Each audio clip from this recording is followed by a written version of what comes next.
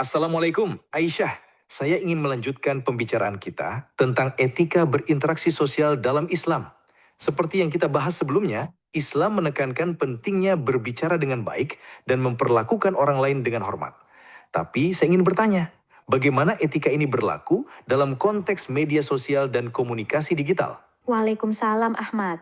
Itu pertanyaan yang sangat relevan, terutama di zaman sekarang di mana media sosial menjadi salah satu cara utama kita berkomunikasi. Islam memang mengajarkan kita untuk berbicara dengan bijaksana, dan itu tentu berlaku juga di dunia maya. Bahkan dalam berinteraksi di media sosial, kita harus tetap menjaga adab dan etika seperti saat berinteraksi langsung dengan orang lain. Betul sekali. Saya sering melihat banyak orang berkomentar atau berbicara kasar di media sosial, seolah-olah tidak ada aturan yang mengikat. Padahal, bukankah etika dalam Islam mengharuskan kita untuk berbicara dengan kata-kata yang baik? Seperti dalam surah Al-Ahzab 33 ayat 70. Wahai orang-orang yang beriman, bertakwalah kepada Allah dan katakanlah perkataan yang benar. Ya, benar. Etika berbicara di media sosial seharusnya tidak berbeda dengan etika berbicara langsung. Bahkan, bisa dibilang kita harus lebih berhati-hati di media sosial karena kata-kata kita bisa tersebar luas dan mempengaruhi banyak orang.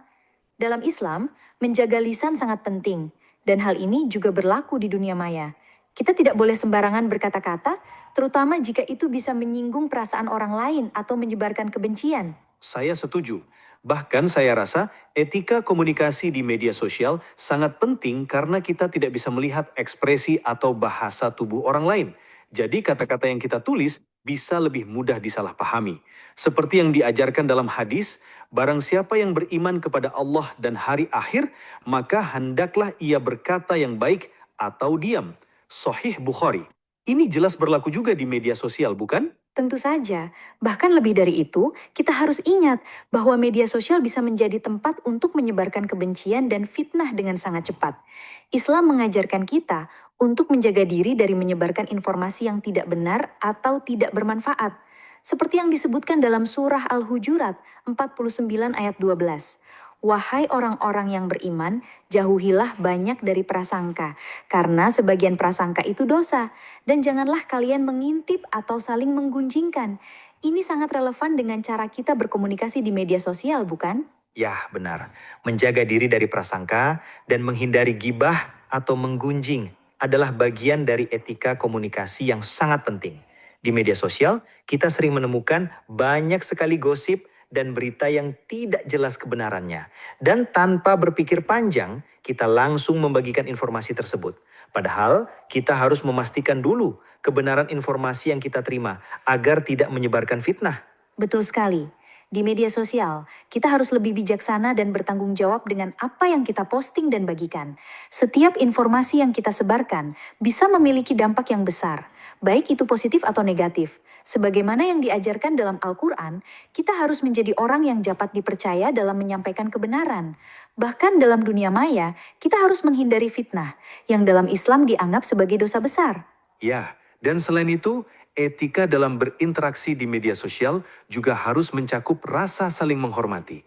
Tidak hanya terhadap orang lain, tetapi juga terhadap diri kita sendiri.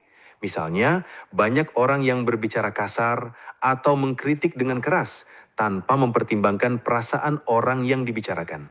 Padahal, Islam mengajarkan kita untuk berbicara dengan bijak dan penuh kasih sayang, bahkan jika kita sedang memberi nasihat atau kritik. Benar, dalam surah An-Nisa ayat 63, Allah berfirman, sesungguhnya orang-orang yang menentang Allah dan Rasul-Nya, mereka itu adalah orang yang tidak layak diberi nasihat kecuali dengan cara yang lembut dan bijaksana. Jadi, meskipun kita berhak untuk mengkritik atau menegur, cara kita menyampaikannya harus penuh dengan rasa hormat dan tidak menyakiti perasaan orang lain.